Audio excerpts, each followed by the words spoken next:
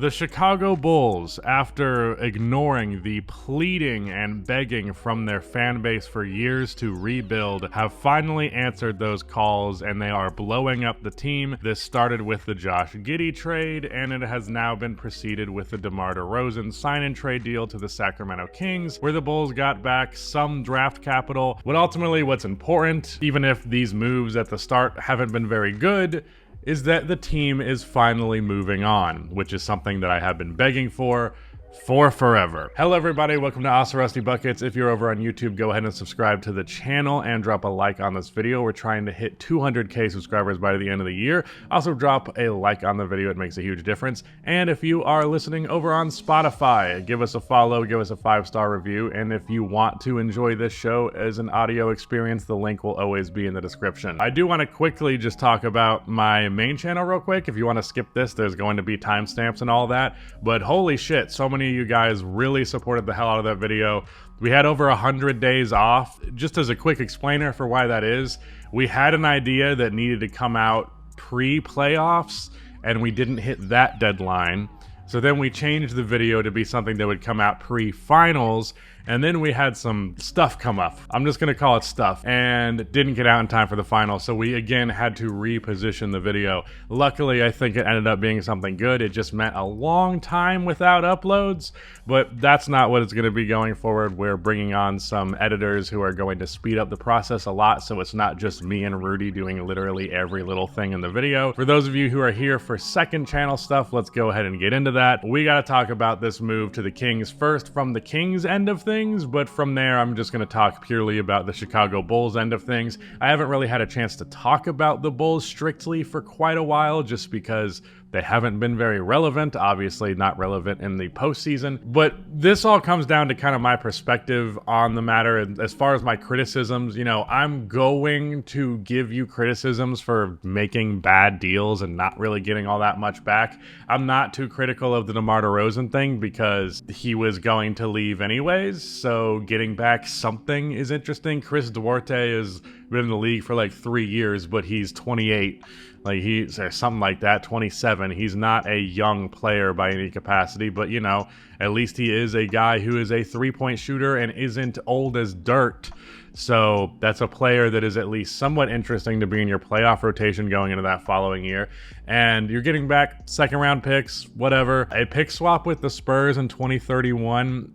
If I had to wager a guess, I would say that the Chicago Bulls will be worse than the Spurs in 2031, so they won't want to swap that pick. Probably not really a pick at all. And obviously, San Antonio knew this. If you didn't know the details of the trade, Harrison Barnes went to San Antonio in exchange for that first-round pick swap. I think there are contingencies on it, but more importantly, the Spurs are just very confident they're going to be a better team in 2031 because, of course, we're going to be at the peak of the Wemby era at that point. Only way that goes wrong is if Victor Wembanyama has like some career-ending injury, and at that point, I feel like the 2031 first-round pick is the least of your worries. San Antonio, good move on their part. I think Harrison Barnes can be a solid contributor. I'm interested to see who plays more between him and Keldon Johnson because Keldon is the younger player, but Harrison, I think, just is a little bit more form-fitting, a little bit more willing to do whatever the coach asks of him, where, I don't know, Keldon, he feels like an odd man out in San Antonio to me, but that's besides the point. Not necessarily going to be the case, but I also don't think they should feel like they're locked in for the three of the future just because they have a guy who can kind of score a little bit and doesn't do a whole lot else really well. On Sacramento's end of things, I've seen a lot of people be critical of this, and I don't really understand why, because they didn't have to give up jack shit other than it taking up that salary spot, but realistically, who are they going to sign for that amount of money? Who's left in free agency who is worth that amount of money? I don't think anybody. DeMar was pretty much the last guy who was going to get $20+ million. And from that end of things, then at that point, why wouldn't you just make that deal happen? Like, even if the fit doesn't end up working out, you gave up 2 second-round picks and a guy who was not in your playoff rotation for someone who you could just then trade for something if it truly doesn't work, but more likely than not, it will be better than not having him to begin with. Now, DeMar DeRozan is a player that I have been critical of because he's on my team, and I'm critical of every player on my team, even more so than I am of anybody who's not on it. However, if I had to say anything to DeMar, I would be grateful for his time here because, frankly, I only really recently started talking about the negatives of DeMar DeRozan because there were so many negatives before his. There were so many different bad things to talk about with the Chicago Bulls that DeMar DeRozan was not at the top of my priority list. But as it seemed, the franchise was really ready to move on from Zach LaVine, as they were ready to move on from Nikola Vucevic, as they finally decided to trade Alex Caruso, even though they did not get back the value I would have liked them to say the least. At the very least, it was all finally happening, and at that point I could go, okay, well, DeMar DeRozan shouldn't really be here either. DeMar DeRozan's skill set isn't really one that fits well with most NBA teams. He's the type of guy who needs to be the number one to be his most effective self, but as that number one, he's not a very good number one. He's better at being a number one than a number two, but he really needs to be a number two or even a number three. That then spawned the question, like, how exactly do you fit that guy on any team in the NBA? How do you take a guy whose playstyle is essentially ancient at this point, guy who can't shoot the three ball while not being a good defender, that type of player? It's hard to get a version of that player that's effective, and it's hard to create the environment with that type of player in which that player is effective. That's why he got $25 million a year, despite the fact that players of his caliber are getting consistently in the 40s and 50s even. It's not because DeMar DeRozan's bad, it's because DeMar DeRozan doesn't really fit in the modern NBA and doesn't really fit with a lot of NBA teams. But that means a team like Sacramento, which I think is the rare case of a team that actually makes a decent bit of fit sense for DeMar DeRozan, they are able to take that gamble and it be much cheaper than a player of his caliber otherwise would be. So let's briefly talk about how DeMar would actually fit within Sacramento's offense. Sacramento is really into cutting, a lot of three-point shooting. Obviously, DeMar's not going to do that, but they also have a lot of playmaking from different positions. Obviously, Sabonis is the lead playmaker, the lead initiator of that offense, but De'Aaron Fox is doing plenty of passing on his own right. Malik Monk can even do that here or there. Now, DeMar DeRozan is also an excellent playmaker. When he was with the Spurs, he was averaging like 7 assists per game. I know he had stretches and averaged around 5 or 6 for the Bulls at points. He obviously has quite a bit of scoring gravity the moment that he is inside the three-point line, and I think the Kings in general sometimes were proven to rely a little bit too much on the system that they have in place. And the issue with DeMar on the negative end of things can be that he can be a system breaker, but at the same time, he can also be a system breaker in the sense of, this system's not working, let me break from it and do something effective. Like, if I had to think of a perfect example of that, it would be his first season with the Bulls following Lonzo Ball and Alex Caruso getting hurt and being out for basically the rest of the year. The Bulls still managed to have a basically 500 record, and I believe they went on like an 8-game win streak with DeMar DeRozan pretty much single-handedly backpacking them. The Bulls were breaking from everything that they had done to that point that had made them successful. They shot way less threes when they were shooting way more before. The defense was not nearly as good, and the half-court offense had stagnated severely. But DeMar DeRozan just kept hitting these difficult-ass mid-range shots. I'm pretty sure he broke a Wilt Chamberlain record in that stretch that I'm thinking of. And that ability, the fact that the dude could operate with no space. Like, DeMar DeRozan needs half an inch. As long as you are not blocking the shot that he is putting up, he has a decent chance of making it from the mid-range. And I am very sincere about that, because I was actually critical about DeMar's mid-range game in the past, back when he was on the Raptors, because he actually shot a lower percentage than you would think. But with the Chicago Bulls, really, he turned his like 15 to 19 foot jump shots into 9 foot to 13 foot jump shots, and like a large majority of them are free throw line range or less. His percentage went up pretty dramatically because of that. So The fact that you would just have that to bank on, and then I understand he can't shoot the 3-ball very well, but he can still attack off the catch. He's not someone that the defense can just fully disrespect from 3 because he still has a remarkable amount of burst. And even though he's an older player, I don't remember if it was this year or last year, but he played the most minutes in the entire NBA. The entire NBA. All while being basically the only competent player, or one of few competent players, I should say, within Chicago's offense. So I think Sacramento got better. I like the moves that they have pulled off to this point. Bringing Malik Monk back was great. I honestly thought they were going to lose him. I also thought that they would lose Kevin Huerter in this deal because there was some reports that the Bulls really liked Kevin Huerter, and there were reports that DeMar DeRozan might be going to the Sacramento Kings. So put 2 and 2 together, seems like that might be the swap, but apparently I underestimated how much cap space Sacramento needed. So they managed to keep him, which I think is huge. Like, he's been inconsistent and his 3-ball seems to disappear in the postseason, but hey, still a good player. Still a good guy to keep around. Had a down year last year, but I think selling on him low would be a mistake because that's exactly what Atlanta did, and Sacramento to some extent, at least in that regular season of their first year in the postseason after however many years.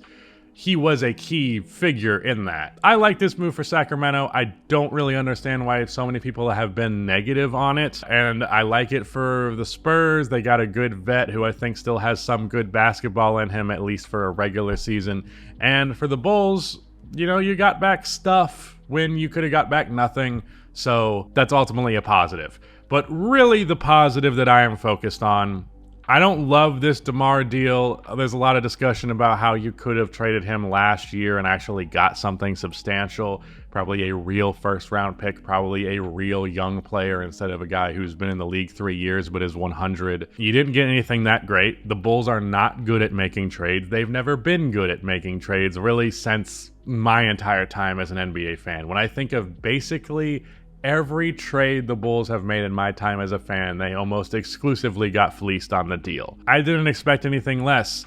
I was pissed about the Alex Caruso deal because I was like, it's one thing to not get a first-round pick. It's another thing to trade with the OKC Thunder and not get a first-round pick. I found that to be especially insulting. I don't like Josh Giddey as a prospect. That is very clear. I don't think he has improved at much of anything in the NBA. His 3-ball percentage has improved, but that's only because teams have disrespected him and left him wide open more, and rightfully so. I'm not going to go on a whole Josh Giddey thing. Obviously, I don't like him. I don't think he's going to be very good, but I thought initially when the Giddey trade happened, knowing the bullshit the Chicago Bulls like to pull off, that he was going to be here with DeMar DeRozan, with Nikola Vucevic. We were going to run this shit back. There was even reports that they thought maybe we could rekindle this relationship with Zach LaVine and Josh Giddey would be the perfect backcourt mate with him, which made me want to vomit out of every orifice in my body. Okay? Horrifying prospect. Luckily, they're definitely blowing it up. After losing DeMar, the report suggested that DeMar was basically done on as soon as the Giddey trade happened. He was like, yeah, we can't have multiple dudes who shoot below 31, 32% from 3 because DeMar, Vucevic, and Giddey are all that type of guy. So he recognized that. Maybe it was also the off-the-court stuff that he had issues with. Obviously, he doesn't seem to fuck with Drake anymore for similar-ish reasons. That's a whole other thing. But the Bulls blew it up, and I'm ultimately happy with that. That's the way that I have to feel about it, because I only expected them to not get much back when they blew this team up. If they blew this team up at the deadline, if they blew this team up last offseason, could have got way more. Could have got so much more, could have been so much better, but it didn't happen. This was the present reality we're faced with, and I didn't expect the Bulls to get anything. Clean slate protocol, all right? We are clear. Everything's gone. We don't have to worry about that shit. We don't have to worry about getting rid of DeMar DeRozan. We don't have to worry about trading Alex Caruso for good assets, I guess. But one way or the other, we're opening a new chapter, not staying in the same chapter. That was what I was most fearful of, and while I don't think we're starting off this chapter on as good of a foot as we conceivably could have at the bare minimum, they're doing it to begin with. That's a positive. And if I'm projecting going forward, I don't think Giddey's going to be very good, but at least that's exactly what you need when you're tanking. If the team being led by Josh Giddey, by the way, let me just let me just put this out there, and I'm just going to reply with this video anytime this type of argument comes up. If Josh Giddey averages 17, 7, and 7 for the Chicago Bulls on efficiency that isn't abysmal, my opinion of him will not change. That has nothing to do with it. His ability to put up 17, 7, and 7 is proven. That has nothing to do with what I believe. If he puts up all-star numbers, then I'll tell you I was wrong, because nothing else would be doable at that point other than pure delusion.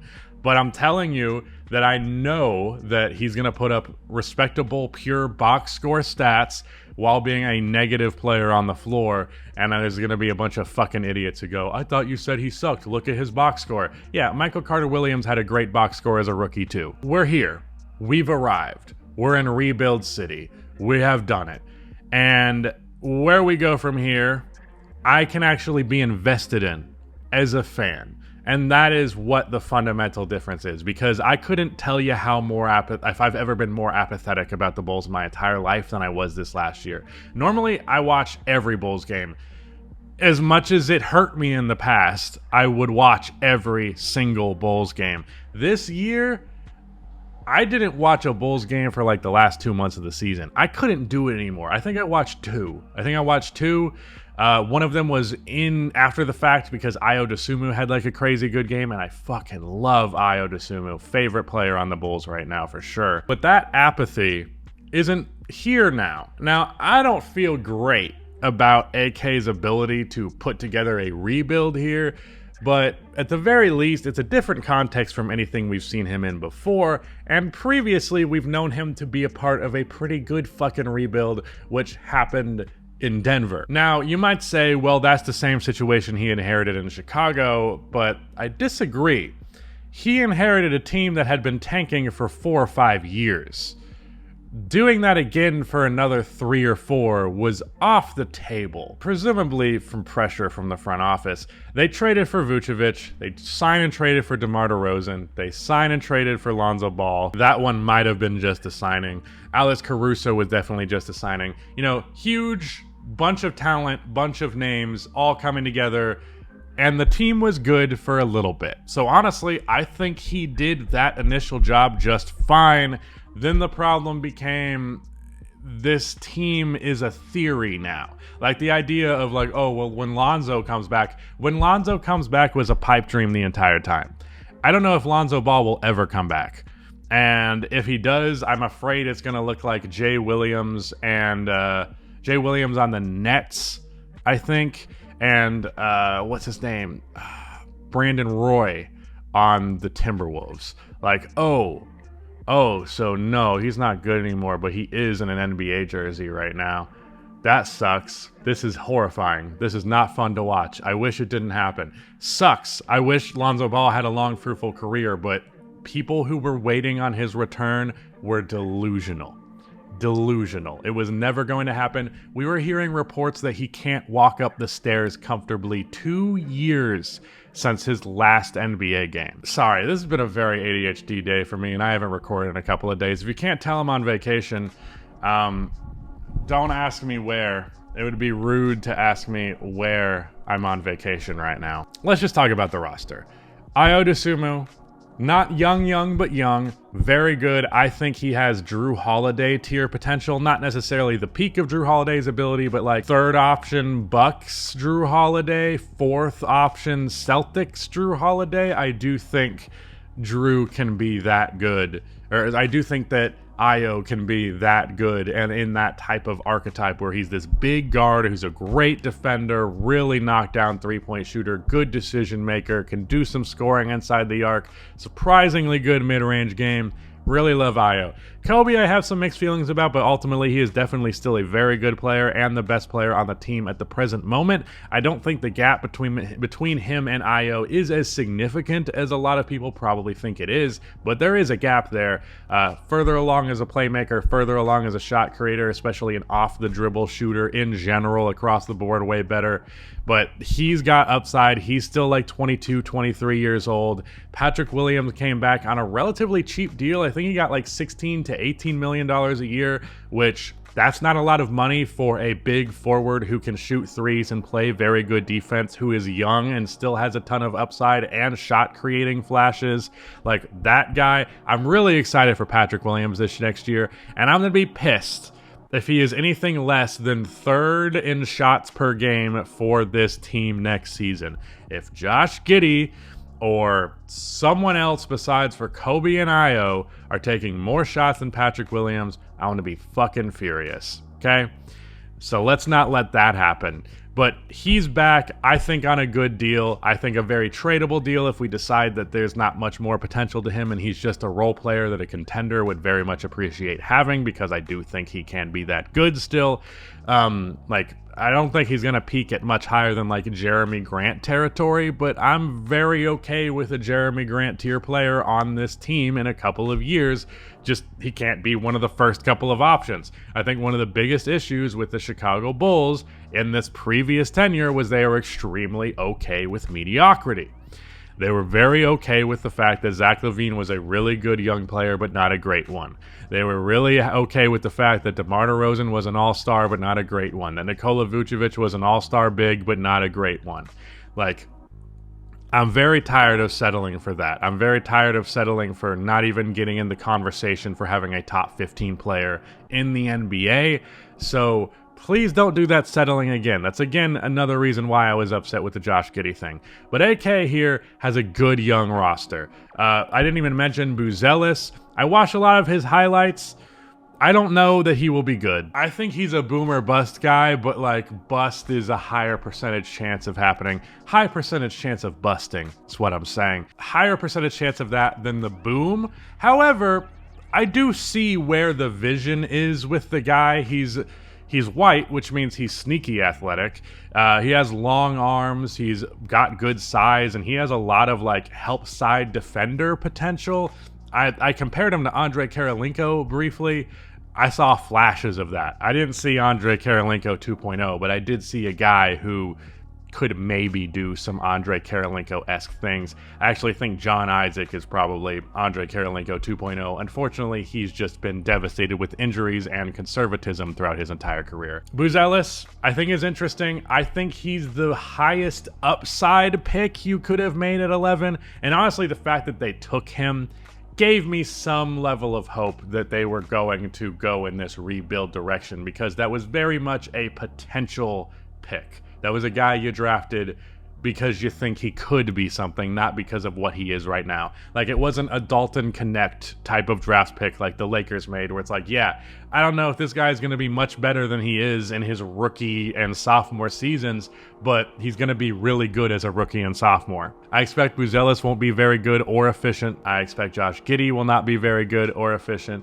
I think Patrick, Io, and Kobe might see some dips in efficiency, but they'll all see some increase in their production, which I think is mostly a positive, get them more used to a higher level of responsibility in the NBA. AK is inheriting this team now in a rebuild sense from the jump. He gets to initiate this rebuild. He doesn't get to clean up somebody else's mess. Instead, he is hopefully not making his own mess, but if he is, at least it's his own fucking mess. You know, not like inheriting this thing that you're trying to figure out after the fact. He's starting fresh, blank slate. I like that a lot. I feel really good about that. Even if he doesn't necessarily do a great job as a GM, we're gonna tank, and there are the occasional players in this upcoming draft and in the next coming drafts that are dudes that are like, okay, so that could be a franchise player. I think the two guys this year are Cooper Flagg and Cam Boozer. It would be interesting to have Carlos Boozer's son be our franchise player. I don't know. I'm excited about the Bulls. I can't remember the last time I was excited about the Bulls. This has been a long time, man. Like, seriously, such a long time. A lot of young players that I like, a lot of upside, more so than anything. Like, I'm not saying we have a great young core, but we have a young core, and we have a team trying to be young and trying to improve in the future, rather than consistently committing to 40 wins over and over and over again. So yeah, I think I got my main point out there. Cooper Flagg season has arrived. I am going to be rooting for the tank yet again. I didn't want to root for the tank for 4 years and then be met with multiple years of mediocrity, so hopefully this time we are tanking for something worthwhile. I don't even necessarily need it to be some dominant, high contending level team, but I cannot fucking deal with 40 wins every season again. Anything but that, please. That's it though. Shout out to the Bulls for finally growing the fuck up. I'm interested to see what the Zach LaVine and Nikola Vucevic deals are going to look like. I don't think you're going to get jack shit for Vucevic. Just a contract to match and like some second round picks maybe. I think Zach, it seems like no one wants to touch Zach with a 40-foot pole or 100-foot pole, whatever that shit is. Presumably he will be gone in some shape or form, in some capacity. Either way, I'm looking forward to it. But that's it. Shout out to Nick for editing this video, and goodbye.